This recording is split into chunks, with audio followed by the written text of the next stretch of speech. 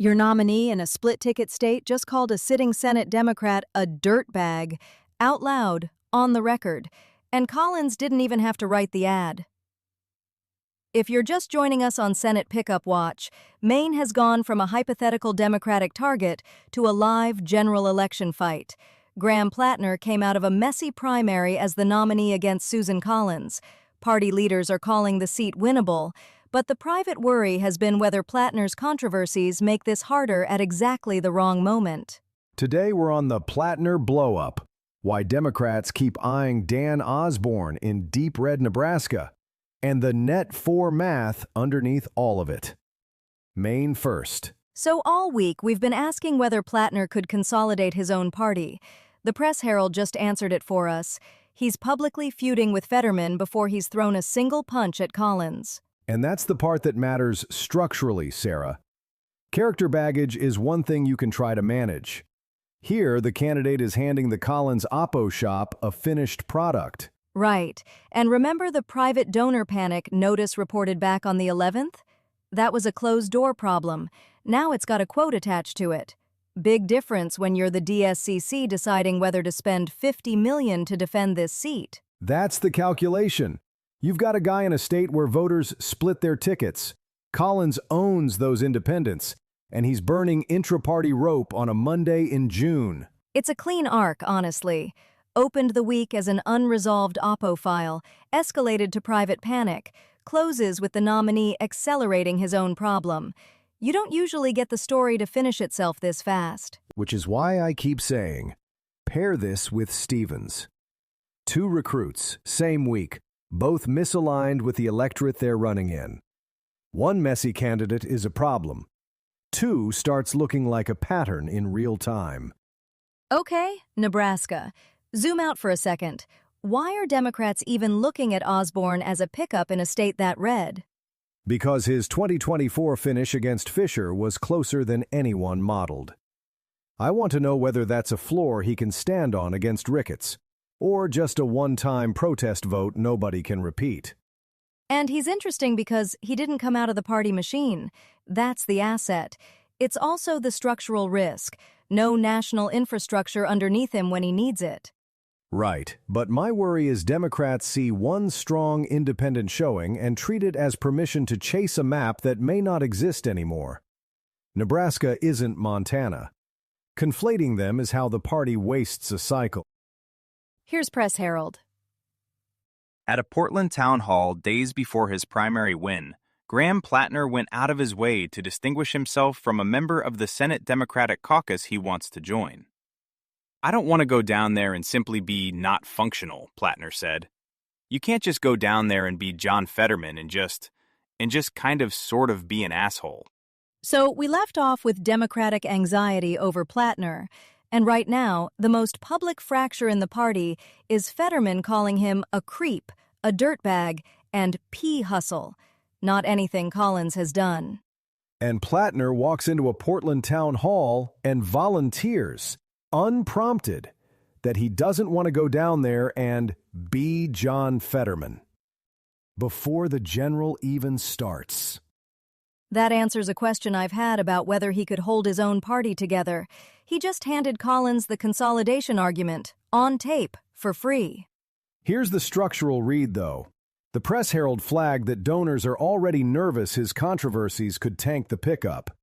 A nominee feuding publicly with a sitting Democrat doesn't make that money come back.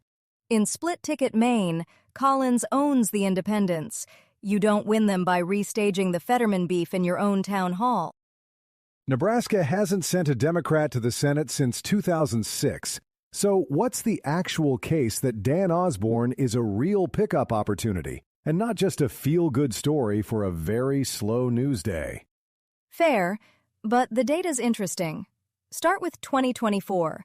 Osborn ran as an independent against incumbent Deb Fisher and made national waves with a closer-than-expected finish. It was strong enough that he's back for a second run, this time against Senator Pete Ricketts.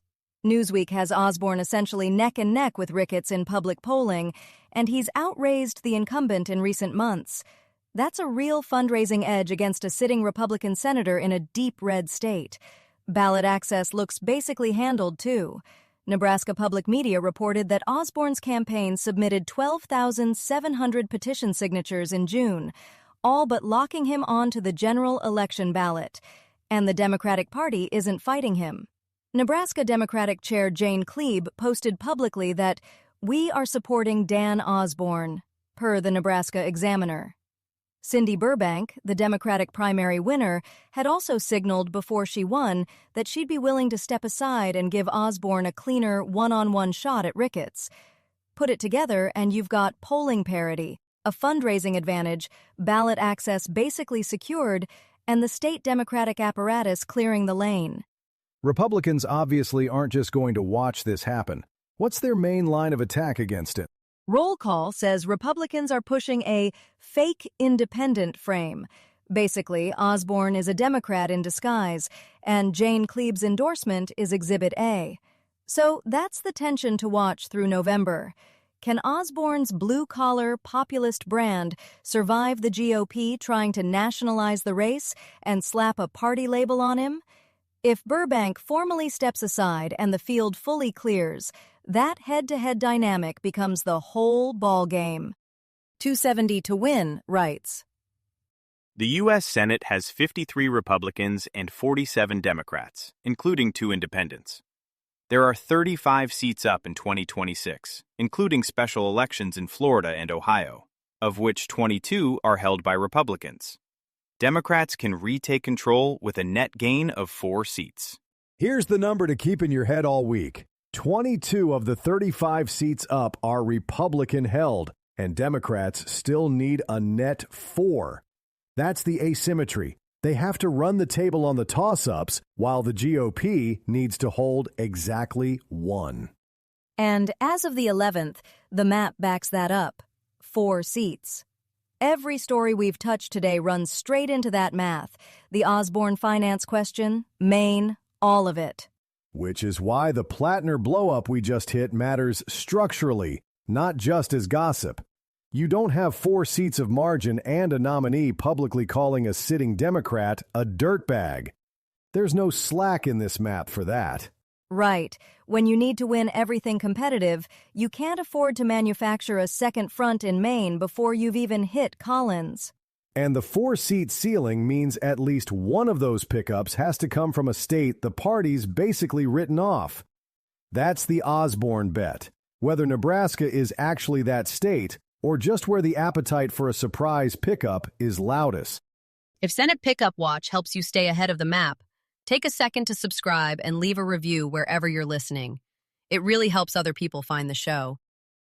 If you want to dig deeper, we've put links to every story from today's briefing in the show notes. Take a look at the pieces that caught your ear. That's Senate Pickup Watch for today. This is a Lantern podcast.